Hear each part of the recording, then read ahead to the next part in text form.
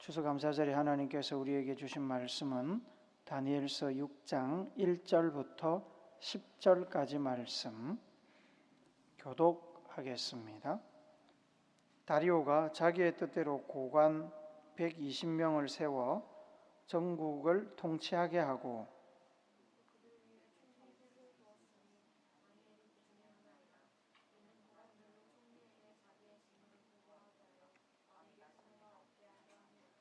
다니엘의 마음이 민첩하여 총리들과 고관들 위에 뛰어남으로 왕이 그를 세워 전국을 다스리게 하고자 한지라.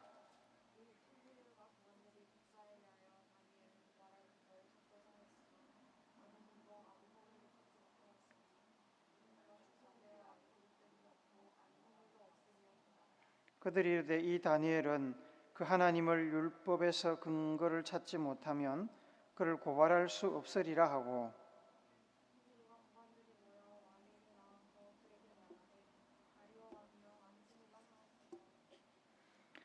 나라의 모든 총리와 지사와 총독과 법관과 관원이 의논하고 왕에게 한 율법을 세우며 한 금령을 정하실 것을 고하나이다. 왕이여 그것은 곧 이제부터 30일 동안에 누구든지 왕 외의 어떤 신에게나 사람에게 무엇을 구하면 사자굴에 던져 넣기로 한 것이니이다.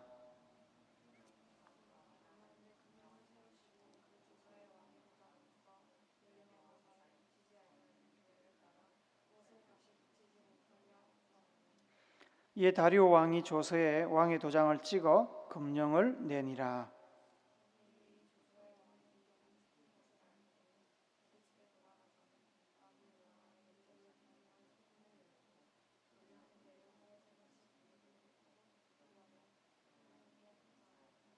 아멘.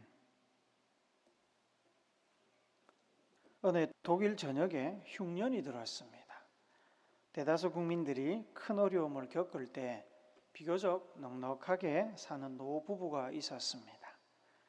이 노부부는 굶고 있는 아이들을 돕고자 빵을 만들어서 아이들을 찾아갔습니다. 바구니 안에 있는 빵을 1인당 한 개씩만 가져가도록 당부를 했습니다. 할아버지의 말이 끝나기가 무섭게 아이들이 몰려들어서 서로 큰 빵을 가져가겠다고 움켜쥐었습니다. 그리고는 빵을 들고 사라졌습니다. 다음 날도 마찬가지였습니다. 그런데 모두가 빵을 다 가져간 뒤에 남겨진 빵을 가져가는 소녀가 있었습니다. 크레첸이라는 이 소녀는 언제나 마지막에 남은 작은 빵을 차지했지만 감사 인사를 잊지 않았습니다. 노부부는 그런 크레첸을 매우 기특하게 생각했습니다. 그러던 어느 날 크레첸은 노부부가 준 빵을 쪼개다가 빵 안에 있는 은화 6잎을 발견했습니다. 깜짝 놀란 크레첸은 그 은화를 가지고 할아버지 집으로 달려갔습니다. 할아버지는 크레첸에게 웃으면서 이렇게 이야기를 했습니다. 그 은화는 감사할 줄 아는 착한 아이에게 주려고 제일 작은 빵을 만들 때 넣은 거란다. 크레첸, 내게 주는 선물이다. 여러분, 하나님께서 감사하는 사람에게만 주시는 특별한 선물을 여러분도 받으시기를 축복합니다. 다니엘서는 바벨론 왕 느부갓네살의 아들 벨사살이 죽은 뒤에 메대 사람 다리오가 왕위에 올랐다고 기록합니다. 다리오 왕은 제국을 다스리기 위해서 3명의 총리를 두었는데 이스라엘 출신 선지자 다니엘도 이 3명 중에 하나였습니다. 다니엘은 갈대아 땅의 그 누구보다 총명했으며 죽을지언정 하나님 앞에서 자신을 더럽히는 일은 하지 않는 대쪽 같은 믿음의 소유자였습니다. 또한 그는 하나님의 영에 감동되어서 하나님의 말씀을 기록하고 전했으며 왕들에게 하나님의 비밀스러운 지혜와 능력을 보여주는 인물이었습니다. 그래서 느부갓네살 왕 때부터 나라의 고위 공직자였는데 다리오 왕이 즉위한 뒤에도 그 능력을 인정받아서 총리의 직을 수행하고 있었습니다. 3명의 총리가 있었는데 다니엘은 다른 2사람보다 뛰어나서 다리오 왕이 다니엘을 총리 중 우두머리로 삼아서 제국 전체를 왕을 위해 다스리게 하고자 마음을 쓰고 있었습니다. 다니엘서 6장 3절에 보면 다니엘에 대한 평가가 나옵니다. 쉬운 성경으로 우리 같이 읽어봅시다. 시작. 다니엘은 다른 총리나 총독들보다 더 뛰어났기 때문에 왕은 그에게 나라 전체를 맡기려 했습니다. 하지만 어느 집단, 어느 단체에서나 눈에 띄게 특출한 인물 옆에는 시기하고 질투하는 세력이 있기 마련입니다. 다니엘이 다리오 왕의 총애를 받아서 2인자 역할을 하게 되자 다른 2명의 총리와 고위 관료들이 그를 시기했고 약점을 찾으려고 많은 노력을 기울였습니다. 하지만 하나님이 보호하사 그들은 다니엘의 허물을 찾을 수가 없었습니다. 다니엘은 그저 왕을 위해서 충성스럽게 일을 했습니다. 사람이 노력하면 안 되는 것도 되는 것이 사실입니다. 보이지 않던 길도 열리게 되지요. 그것은 좋은 일도 그렇게 되지만 나쁜 일도 똑같습니다. 다니엘의 대적들은 끊임없이 다니엘을 넘어뜨릴 구실을 찾았고 마침내 다니엘의 약점을 찾았습니다. 다니엘의 약점은 바로 그의 신앙, 이스라엘의 하나님 여호와를 믿고 섬기는 신앙이었습니다. 이스라엘에 있었거나 평민으로 눈에 띄지 않고 살 때는 모르지만 메대 제국같이 우상을 열심히 섬기면서 왕을 신처럼 모시던 나라에서 고위관직에 있는 사람이 왕과 다른 신앙을 가진다는 사실은 큰 약점이 될 수 있었습니다. 다니엘의 대적들은 다니엘이 이스라엘의 하나님을 섬기는 사람임을 평소에도 잘 알고 있었습니다. 그것도 그냥 이름뿐인 신자가 아니라 목숨도 아끼지 않는 열렬한 믿음의 소유자였고 하루에 몇 번씩 자기가 섬기는 하나님께 은밀히 기도하고 있는 것도 알게 되었습니다.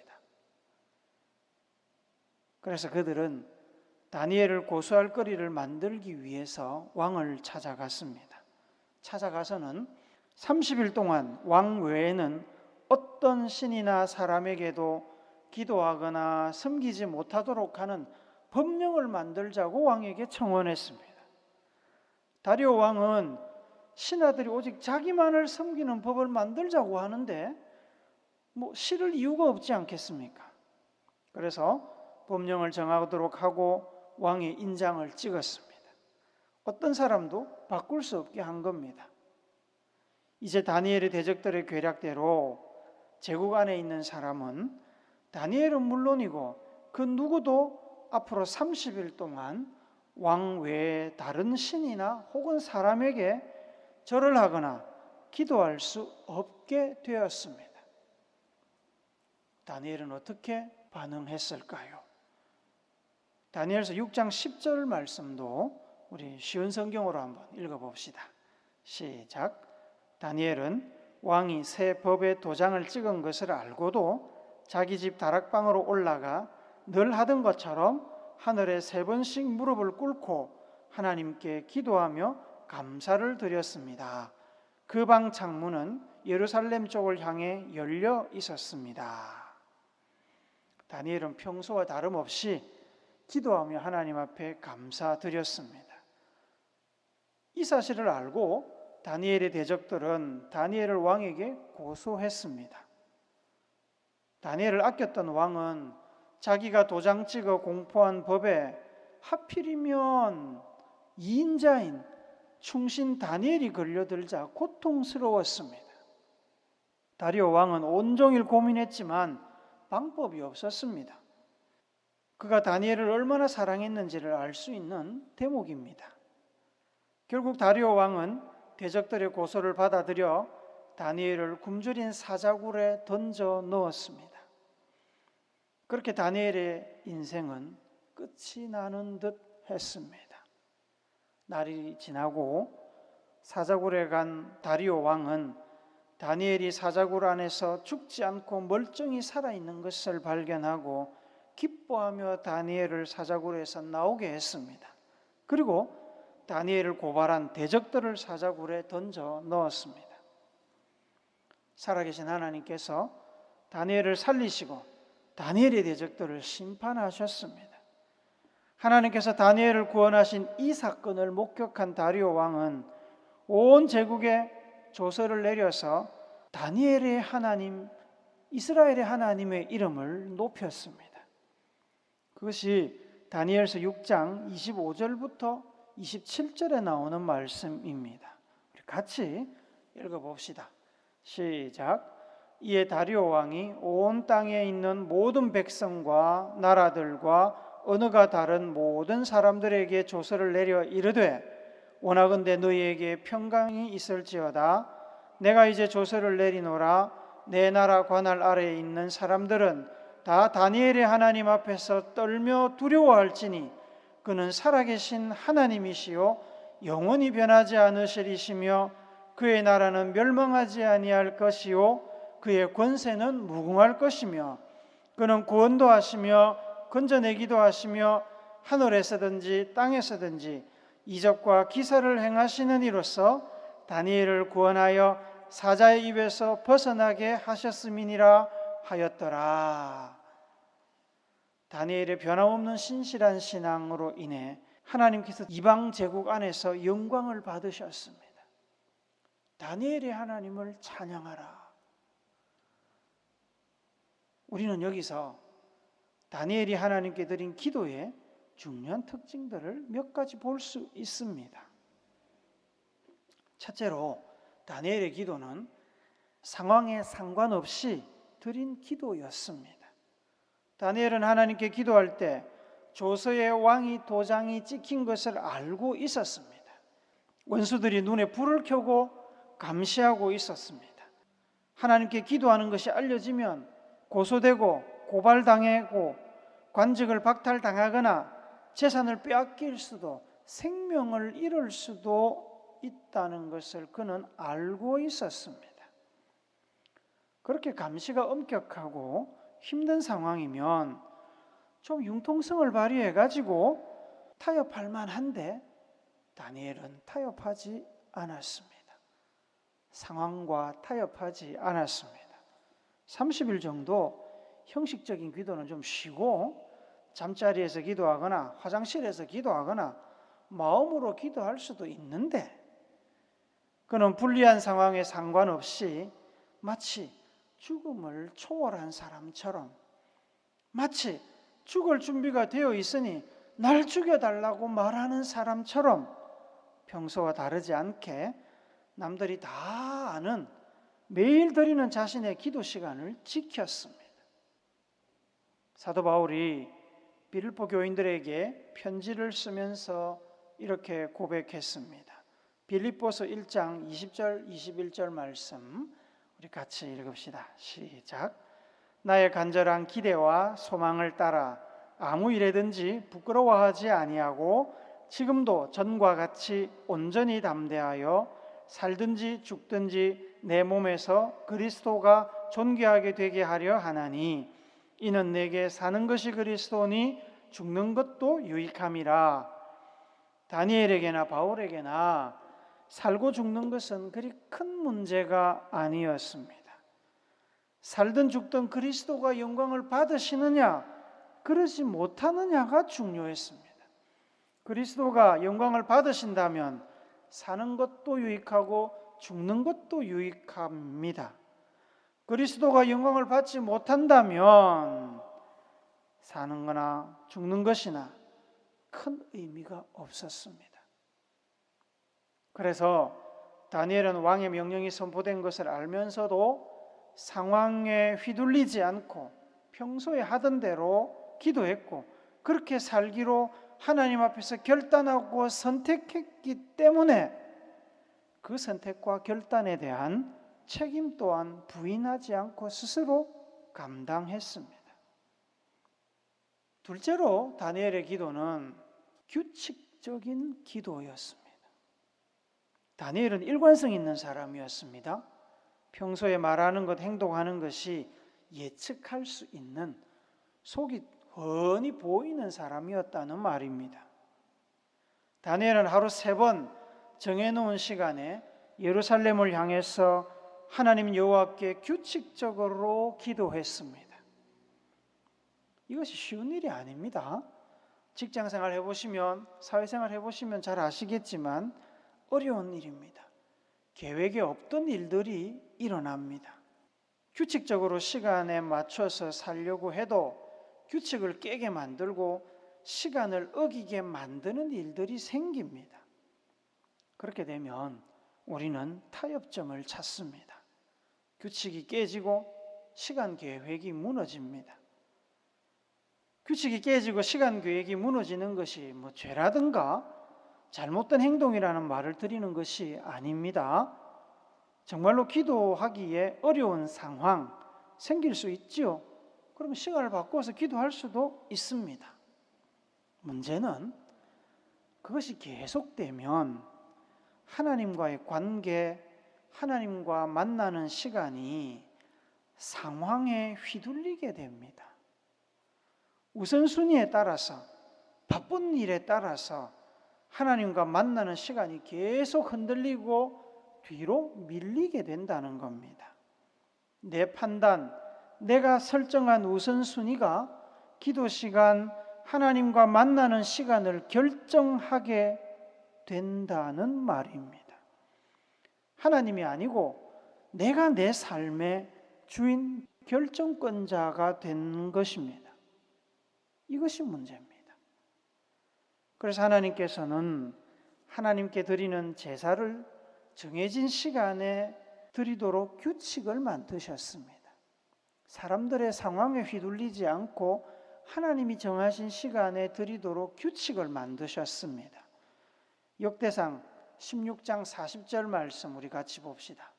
시작. 항상 아침 저녁으로 번제단 위에 여호와께 번제를 드리되 여호와의 율법에 기록하여 이스라엘에게 명령하신 대로 다 준행하게 하였고, 항상 아침과 저녁으로 명령하신 대로, 우리 마음대로가 아니라 우리 시간, 내가 정한 시간이 아니라 하나님이 정한 시간에. 역대하 8장 13절 말씀도 같이 읽습니다. 시작. 모세의 명령을 따라 매일의 일과대로 안식일과 초하루와 정한 절기 곧 1년의 새 절기 무교절과 칠칠절과 초막절에 드렸더라.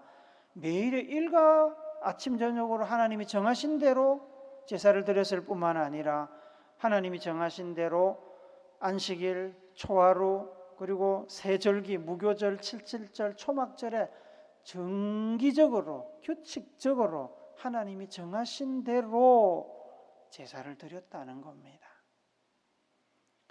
내 상황에 따라 드리는 것이 아니라 하나님과 약속한 시간에 맞춰서 비가 오든 전쟁이 나든 상황이 어떻든 시간을 들여 하나님을 만나러 오라고 하시는 겁니다. 이렇게 되면 기도 시간의 주도권이 내가 아니라 하나님께 넘어갑니다. 하나님과 약속한 시각에 기도하게 되는 겁니다.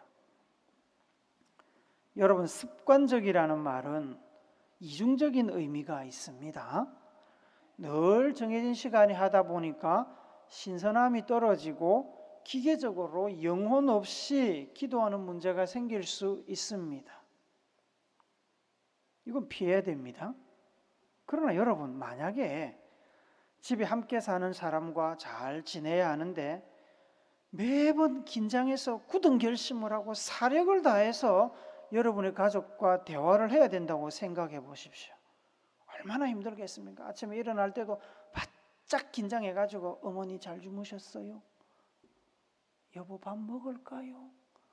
매번 긴장해서 그렇게 막 굳은 결심을 하고 이야기를 해야 된다면 여러분은 아마 어떻게든지 간에 그 시간을 피하고 싶어 할 겁니다. 할 수만 있으면.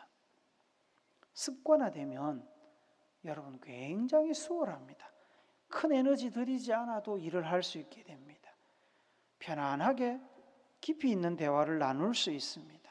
기도도 그렇습니다. 습관이 되면 기도가 어렵지 않습니다.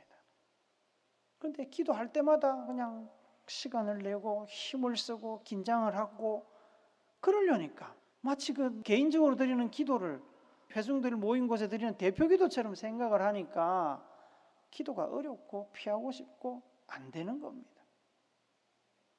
셋째로 다니엘의 기도는 감사 기도였습니다. 이것이 오늘 추수감사절을 지내는 우리에게 제일 중요한 부분입니다. 다니엘은 비록 어려움 속에 있었지만 상황에 굴하지 않고 규칙대로 기도하며 하나님께 항상 감사를 드렸습니다. 감사를 드릴 상황이 아니었습니다.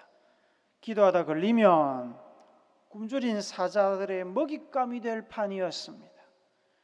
억울하다고 울면서 하나님께 원망해도 이상하지 않은 상황이었습니다. 그런데 다니엘은 기도하며 늘 감사했습니다. 하루에 3번 꼬박꼬박 기도하면서 뭘 그리 감사할 거리가 많았을까요? 성령이 충만했던 다니엘이니까 막 성령이 늘 은혜를 부어주셔가지고 감사할 제목을 주셨을까요? 그럴 수도 있죠. 그렇다고 해도 감사하지 못할 일이나 상황이 없었던 것은 결코 아니었습니다. 눈물 날 일이 있었습니다. 식민지 백성으로서 감당해야 할 아픔이 있었습니다. 경쟁자들이 하루를 멀다 하고 자신의 말과 행동, 정책에 대하여 이런저런 트집을 잡았습니다. 궁궐 안에서는 항상 긴장한 관계로 피를 마르는 시간들을 보냈습니다. 고향으로 돌아가고 싶고 예루살렘 성전에서 제사를 드리고 싶고 마음껏 소리내서 하나님을 찬양하고 말씀을 읽고 묵상하고 싶었을 겁니다. 망해버린 조국, 쫓겨나 나그네가 된 동료들을 생각하면 슬프지 않을 수 없었을 겁니다. 그런 상황 속에서도 그는 하루에 3번 기도하면서 매번 어떻게 감사했을까요? 마음으로는 그렇지 않은데 입으로만 그냥 습관적으로 감사했을까요? 로마서 7장 24절, 25절 말씀을 우리 같이 읽어봅시다. 시작. 오라 나는 공고한 사람이로다. 이 사망의 몸에서 누가 나를 건져내랴. 우리 주 예수 그리스도로 말미암아 하나님께 감사하리로다. 그런즉 내 자신이 마음으로는 하나님의 법을 육신으로는 죄법을 섬기노라.